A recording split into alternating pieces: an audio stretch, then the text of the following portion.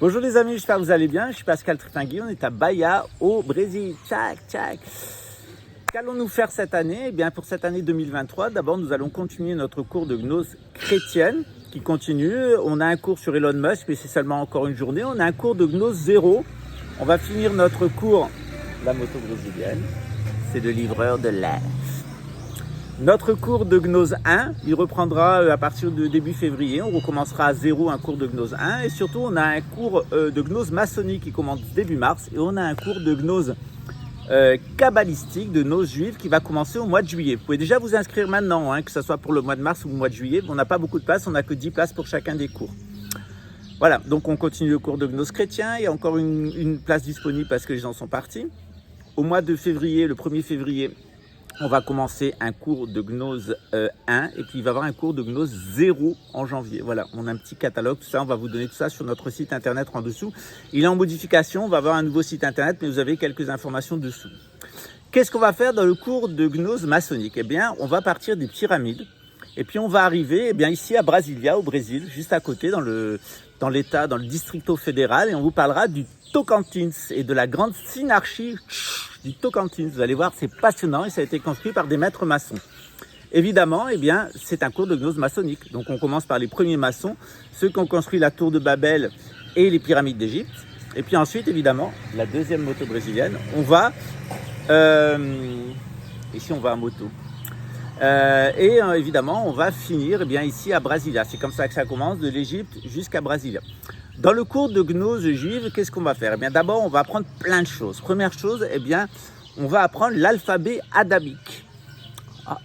Et on va l'apprendre grâce à l'archéomètre de Saint-Yves d'Alvède. On verra la différence avec une tradition lunaire, comme la tradition musulmane, et une tradition solaire, comme les traditions phéniciennes, hébraïques et la tradition latine, gréco-latine, la tradition actuelle, la tradition occidentale. On verra la différence entre le solaire et le lunaire. À ce titre-là, on va rappeler dans ce cours de gnose de la Kabbale, on va retrouver des éléments de la gnose chrétienne, on va retrouver des éléments de la gnose en général, de la gnose maçonnique aussi, et puis on va parler d'une technique qui commence aussi en Égypte et qui s'appelle la technique de la graine de vie, puis de la fleur de vie, et de la façon dont l'univers se compose.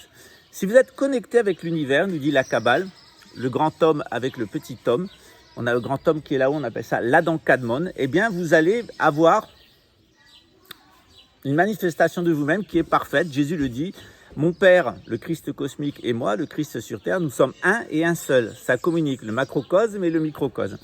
Et pour la plupart d'entre nous, non. On a perdu la tête, on a perdu la couronne.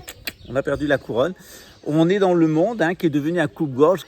On essaye de faire rendre gorge à tout le monde pour manifester notre ego. Qu'est-ce qu'on fait? On va développer 9 penchants, 9 égotypes. Quand on a perdu Keter, la couronne, on va se retrouver tout à fait en bas, dans le royaume, Malkoud, voire en enfer, dans le Sheol. Et on va développer des types d'ego. Et vous verrez dans le cours de Kabbale, je vais vous présenter la Bible d'une façon assez inédite, puisqu'on va aussi s'appuyer sur la Bible de Colbrim.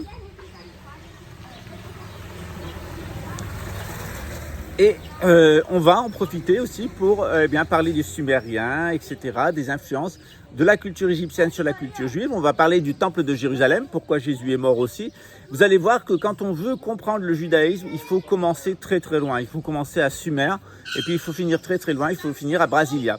Ces cours gnose chrétienne, gnose maçonnique, gnose juive, ils s'enchaînent, c'est G3, G4, G5. Mais on peut les prendre indépendamment, puisqu'au début, vous avez toujours un résumé de la gnose en général. Ce que vous pouvez faire si vous êtes grand débutant, si vous êtes petit, si vous êtes des enfants, c'est prendre le cours de gnose 0. Il dure seulement quelques heures. Il vous met la base de la gnose. C'est une vision platiste et une vision humano-centrée. Et puis petit à petit, vous allez vous perfectionner. Vous pouvez prendre les cours suivants. Vous pouvez aussi commencer par le cours de gnose juive parce qu'au début, il y a un résumé. Si vous vous sentez plus juif ou plus kabbaliste, on parlera aussi des sceaux, etc. On parlera des grimoires, on parlera de toute la culture kabbalistique, on parlera du golem, on parlera des difficultés actuelles de la communauté juive. Pourquoi les sionistes et les nazis? C'est les mêmes. Ils ont été créés par les Édomites. L'idéologie des Édomites, c'est le nazisme à la base, le nationalisme, national-socialisme. Et puis, il y a aussi le national-corporatisme. Ça, c'est autre chose. Ça s'appelle le fascisme. Et puis évidemment, vous allez voir comment tout ça, ça fonctionne. Vous aurez des clés, vous aurez des étiquettes pour tout. En réalité, ce que vous allez avoir, c'est, avec moi, c'est une conscience gnostique. Et à la fois une conscience religieuse à la fois une conscience politique. Et la conscience politique et la conscience religieuse, c'est ce dont sont démunis la plupart des gens à notre époque qui connaissent absolument rien.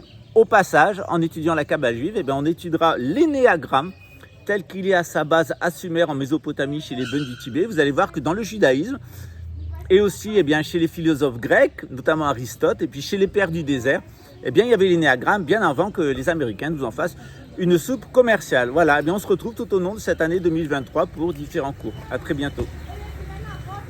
4e moto brésilien.